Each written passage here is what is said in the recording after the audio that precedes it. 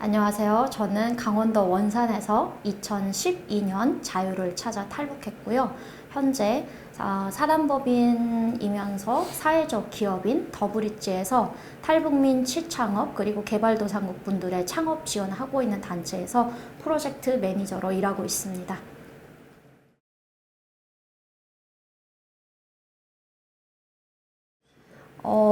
여러 많은 탈북민들이 북한, 그리고 중국, 라오스, 태국 이렇게 3개국을 거쳐서 오거든요. 근데 저는 이제 강원도 원산이다 보니까 그 내부적으로의 자유가 없어요. 그래서 이동의 자유가 없기 때문에 거의 서울에서 부산까지 거리인데 제가 원산에서 해상까지 가는데 거의 72시간이 걸렸던 것 같아요. 그렇게 해서 이제 중국부터 라오스까지 가는데 한 10일 정도 걸렸고, 그리고 태국에서 한 40일 정도, 그래서 총 한 50일 정도 걸려서 대한민국에 도착하게 되었습니다.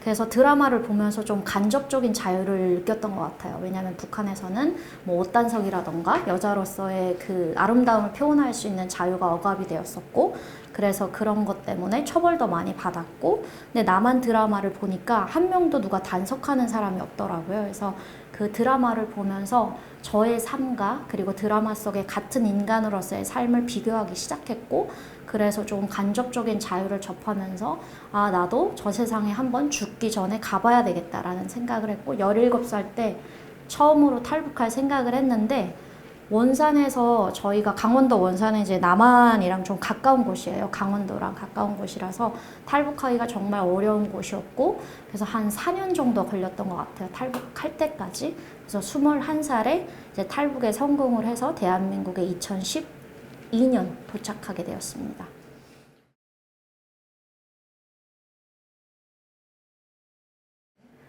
북한에 있을 때 저는 화학을 전공하는 화학 전문 대학생이었고요. 그리고 버스 차장이었어요. 이제 대한민국의 6, 70년대에 그 오라이 오라이 하면서 버스 사업 하시던 분들이 있을 거예요. 근데 저희 가족의 개인 버스가 있어서 그거를 사업화를 해서 이모랑 그리고 저랑 같이 버스 차장으로서 일을 하면서 조금 탈북할 비용도 모았었고, 그 돈으로 탈북하게 되었습니다. 가정 환경은 그냥 중상급 이상이었어요.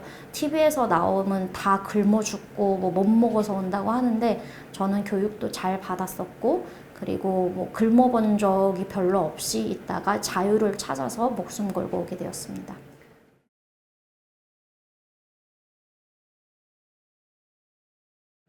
네, 맞습니다. 메슬로의 욕구 단계를 보면 기본적인 욕구가 어쨌든 충족이 되어야지 고차원적인 욕구가 충족이 되는 거잖아요. 그래서 아마 굶어 죽고 그리고 먹고 살기 힘들어서 탈북하시는 분들도 있겠지만, 인간의 원래 욕구 단계가 있기 때문에 북한에서도 저차원적인 욕구가 해결이 되면 그 이상의 욕구를 원하는 건 인간의 바람이거든요. 그래서 옷단속이라던가, 그리고 머리가 길다고 해서 바지가 어쨌든 쫑바지라고 하는데 이렇게 약간 라인이 드러나는 바지라던가 그런 걸 입으면 단속하는 사람들이 많아요, 길거리에. 그래서 매번 그 사람들한테 잡혔었고, 그리고 막 12시까지 서서 비판서 같은 거를 써야 됐었고, 반박을 하게 되면은 맞기도 했었고, 그런 기본적인 인권을 침해받다 보니까 이 세상에서 내 몸뚱아리 하나 내가 컨트롤할 수 없는데 나는 이 세상에서 내가 뭘 더 할 수 있지? 희망이 보이지 않았던 것 같아요. 그래서 탈북을 결심하게 됐습니다.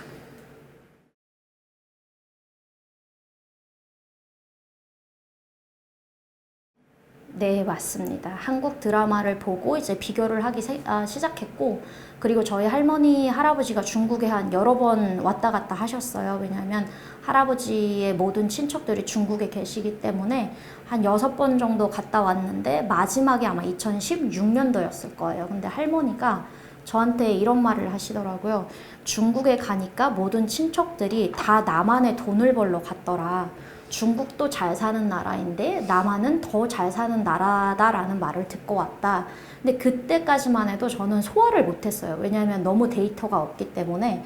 근데 남한 드라마를 직접 보니까 정말 사람들이 너무 자유롭게 잘 살고 있었고, 그래서 할머니가 저한테 공유해준 그 정보랑 그리고 직접적으로 제가 볼 수 있는 남한 드라마를 같이 보면서 조금 퍼즐을 맞춰가기 시작했던 것 같아요. 그러다가 17살 때 처음으로 이제 나는 중눈 안에 있더라도 나의 희망과 그리고 나의 자유가 있는 곳으로 한번 도전을 해봐야 되겠다라는 생각으로 이제 탈북 결심을 하게 됐죠.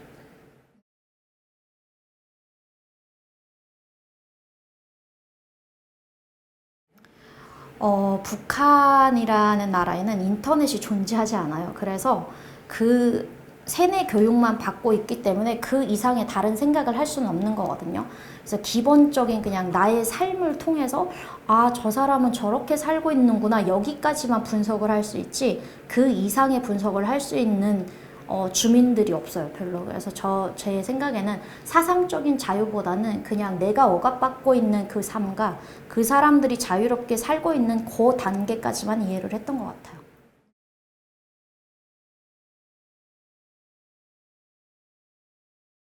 제가 2008년도에 개와 늑대의 시간을 처음으로 보고 이제 탈북 결심을 하게 됐는데, 그 드라마가 2007년도에 나왔더라고요. 그래서 한국에서 나온 드라마가 북한에서도 별로 차이나지 않게 소비를 하고 있고, 저는 그 드라마 속의 삼각관계가 가장 기억에 남았던 것 같아요. 인간의 삶은 다 똑같구나 라는 걸 느꼈습니다. 그리고 그 삼각관계가 가장 기억에 남았어요.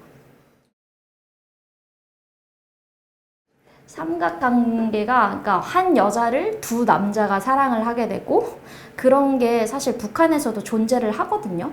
근데 내 일상에서도 흔히 들을 수 있는 소리인데, 맨날 저희가 소비하는 그 컨텐츠는 위대한 장군님이 얼마나 위대하시고 우리를 위해서 잠도 못 자고 밥도 제대로 못 먹고 계속 현지 시찰만 하신다라는 컨텐츠만 소비를 하다 보니까 그 인간의, 나와 똑같은 사람의 인간의 삶을 봤을 때 그게 가장 인상적이었어요.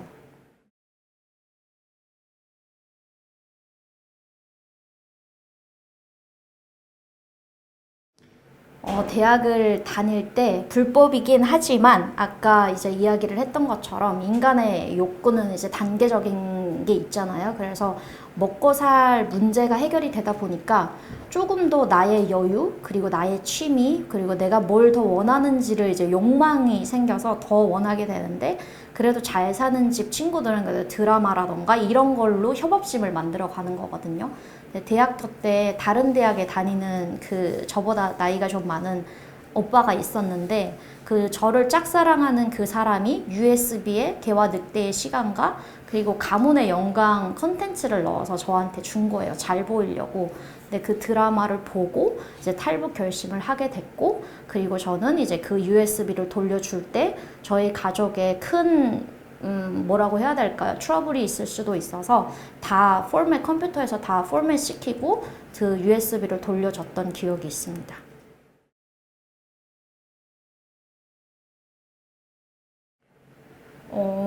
제가 강원도 원산에서 떠났기 때문에 50일은 아니고 총 두 달, 110일 정도 걸렸거든요. 그래서 원산에서 떠나서 원래 압록강 쪽까지 가야 돼요. 그래서 그 72시간이 걸려서 해산에 도착했는데, 그때 당시에 되게 국경 상태가 너무 안 좋았어요. 그래서 넘지를 못하고 2달 동안 해산에 있었거든요. 근데 저희 원산이랑 해산 사람들의 말투가 아주 달라요. 그래서 제가 말을 하게 되면은 얘 아랫동네 쪽에서 온 사람이다. 그리고 의심을 하기 시작하는 거예요. 정말 자유 없이 숨어서 있다가 2달 후에 한 9월 24일 날 제가 압록강을 넘었는데, 새벽 3시에 이제 압록강 앞에 딱 서니까 제가 한 번도 만나지 못했던 4명의 아기까지, 1살 아기까지 4명이 있었어요. 근데 그때 당시 장마철이어서 물이 한 여기까지 왔었던 것 같아요. 그래서 처음에 이제 탈북 시도를 했다가 너무 물살이 심해서 다시 돌아와서 이제 뭐 얕은 쪽으로 가려고 하니까 아기 엄마가 자기가 못 가겠다라고 하더라고요. 아이가 죽을까봐 나는 포기하겠다라고 했는데, 이 아기 엄마가 가는 순간 이제 경비대라던가 그리고 경비를 서는 군대한테 잡히게 되면 모든 목숨이 다 날아가는 거거든요. 그래서 그때 아기 엄마를 설득하면서 손을 꼭 잡고 미끌거리며 이제 떠내려 가니까 손을 잡고 한 대각선 방향으로 압록강을 넘어서 이제 그 중국 담벽에 한 3시간, 2시간 정도 부들부들 떨면서 기다렸던 것 같아요. 이제 정처 없이 이제 한 일주일, 10일 정도 중국을 통과하고, 그리고 중국에서 라오스로 갈 때는 저희가 신분이 없기 때문에 그 하이킹을 해야 돼요. 산을 넘어야 되는데 그 산이 너무 험난했었고 막 바지도 찢기고 그리고 물도 있고 해서 젖은 신발로 걸으면서 난 한 번도 쉬지 못하고 한 7시간 정도 자정부터 아침 7시까지 하이킹을 해서 이제 라오스에 도착을 했는데, 탈북 과정에서 뭐가 제일 힘들었냐라고 하면 저는 그 하이킹이었던 것 같아요. 그래서 대한민국에 왔을 때 트라우마가 생겨서 한 8년 동안 하이킹을 하지 못했는데 그렇게 그래도 7시간 동안 하이킹을 하고, 그리고 이제 라오스의 브로커들이 또 저희를 데려서 태국 앞까지 데려다 줬고, 메콩강이라는 데가 있어요. 그러면 그 메콩강은 배를 타고 이제 한 5분 이내에 그러면 이제 태국에 도착했을 때야 처음으로 같이 생사를 같이 한 탈북민들의 이름을 물어볼 수 있었던 것 같아요. 왜냐면 중간에서 잡히게 되면 저희만 죽는 게 아니라 북한에 있는 가족들까지 잘못될 수 있기 때문에 저희는 이제 가명을 사용하거든요.